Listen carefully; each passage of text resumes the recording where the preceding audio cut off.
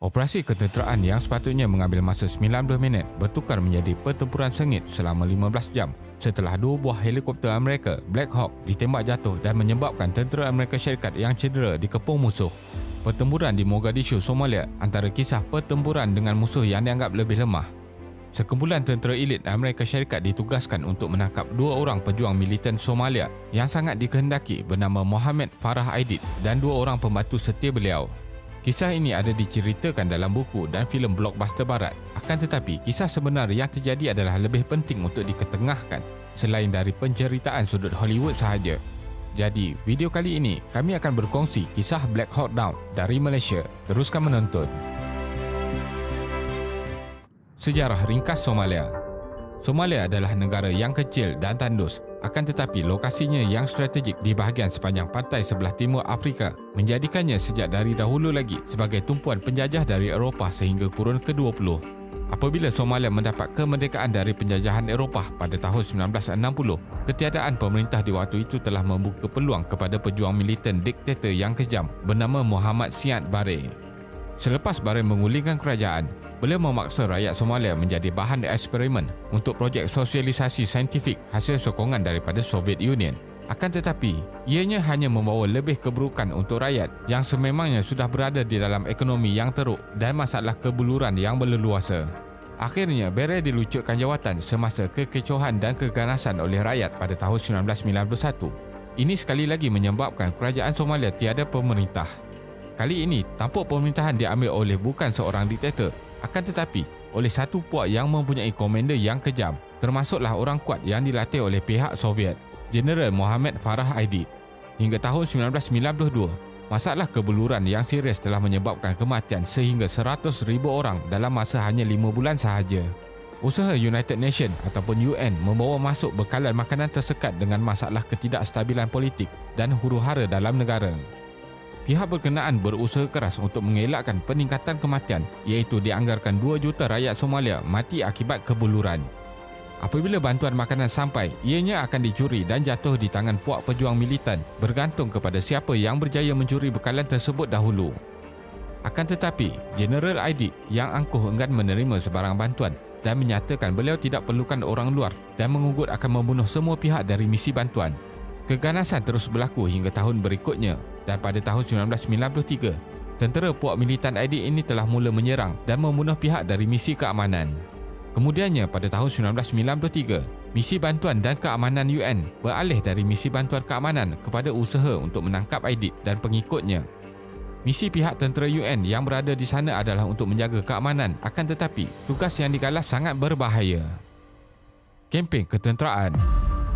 Pada 1993, sewaktu krisis di Somalia hangat berlangsung, pihak Amerika membuat keputusan untuk melatih sekumpulan tentera berkemahiran tinggi untuk satu misi yang diharap boleh membawa kestabilan dalam negara itu. 2 unit elit tentera Amerika Syarikat, iaitu Delta Force dan Army Rangers, bergabung untuk membentuk Task Force Ranger. Misi unit ini ialah untuk menangkap ketua puak pejuang militan dikenali sebagai General Aidid yang dilihat semakin berkuasa. Pihak tentera Amerika walaupun dilihat sangat berkemahiran tinggi dan mempunyai senjata yang hebat, mempunyai beberapa kekurangan. Mereka tidak mengetahui selok-belok kawasan musuh yang sangat berlainan dengan kawasan latihan kebiasaan tentera. Banyak pertempuran di Somalia berlaku di kawasan padat dan tidak tersusun, iaitu di bandar Mogadishu yang sangat sempit serta padat dengan penduduk, di mana ia sangat sukar dilalui oleh tentera. Oleh itu, tentera militan Somalia sangat berpengalaman dalam selok-belok kawasan ini dan ini memberikan kelebihan yang sangat besar. Pihak Amerika juga menggunakan hanya sedikit analisa ketenteraan iaitu intel untuk membantu dalam kempen ini. Mereka juga silap menangkap rakyat biasa yang dianggap sebagai General Aidid. Dalam peristiwa lain, pihak Amerika juga telah menangkap sekumpulan 20 tentera Amerika dianggap dari pihak Aidid yang sebenarnya adalah konvoi daripada pihak UN. Ramai penduduk berprasangka buruk terhadap pihak Amerika. Oleh itu, mereka tidak dapat memperolehi maklumat yang cukup dari penduduk. Pertempuran di Mogadishu. Pada 3 Oktober 1993, seramai 160 orang tentera Amerika Syarikat menyertai Operation Gothic Serpent di Mogadishu, ibu negara Somalia, dalam misi untuk menangkap General Aidid dan 2 lieutenant tertinggi beliau.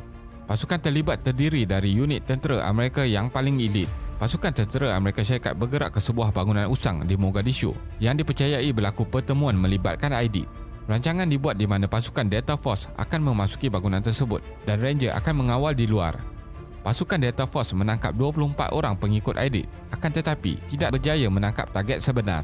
Sekali lagi, maklumat dari pihak Intel adalah salah dan Jeneral Aidid tidak dapat dijumpai.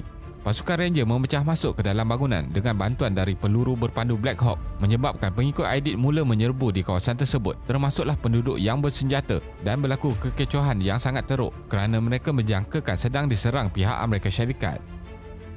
2 buah helikopter Black Hawk ditembak jatuh. Helikopter Black Hawk pertama ditembak jatuh dan merubah keadaan pertempuran. Juruterbang dan pembantu telah mati serta-merta. Helikopter Black Hawk kedua yang dipandu oleh Mike Duran ditembak oleh pelancar granat, akan tetapi masih boleh terbang. Mereka mendekati kawasan helikopter pertama yang terhempas untuk memberi bantuan. Tentera Amerika Syarikat yang lain juga bergegas ke kawasan tersebut dan terpaksa melalui kawasan yang mengalami kekecohan serangan dari militan dan penduduk bersenjata. Kemudian helikopter Black Hawk kedua juga terhempas dan juruterbangnya Mike Duran mengalami kecederaan parah. Tentera bantuan telah cuba menyelamatkan seberapa ramai tentera di kawasan helikopter pertama terhempas. Pihak tentera Amerika Syarikat tidak dapat menandingi jumlah tentera militan Somalia yang terlalu ramai. Gordon dan Sugar telah dibunuh dan juruterbang Black Hawk Duran ditangkap dan dikurung selama 11 hari.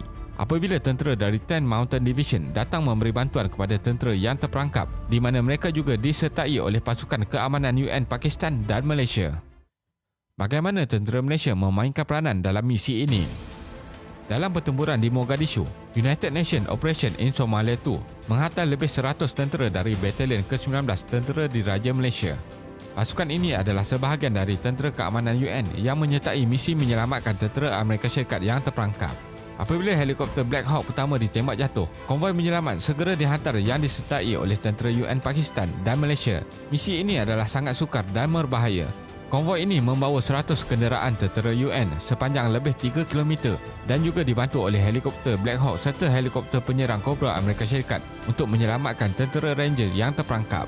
Dalam kemarahan pasukan konvoi ke bandar Mogadishu dan kawasan pertempuran di Pasar Bakara, tentera Amerika Syarikat dan yang lain berusaha mempertahankan tentera yang ditembak jatuh dari Black Hawk pertama dan tentera penyelamat yang awal sampai tetapi telah terperangkap di tempat kejadian. Mereka mendapat tentangan sengit dari pejuang Somalia dan ramai yang cedera serta terbunuh.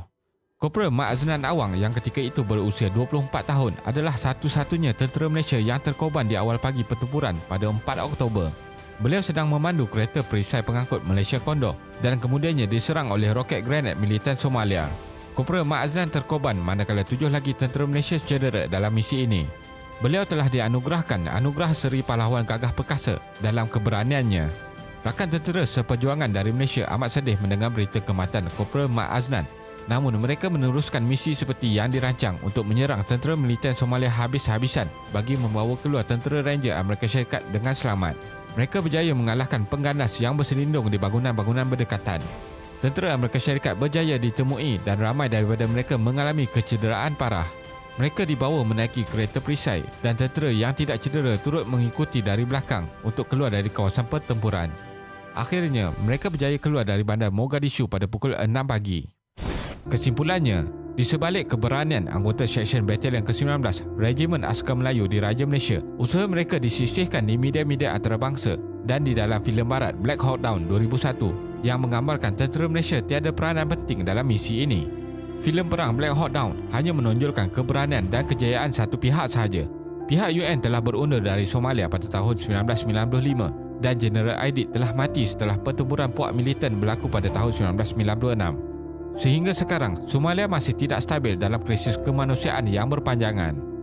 Terima kasih kerana menonton dan jangan lupa subscribe. Jumpa lagi.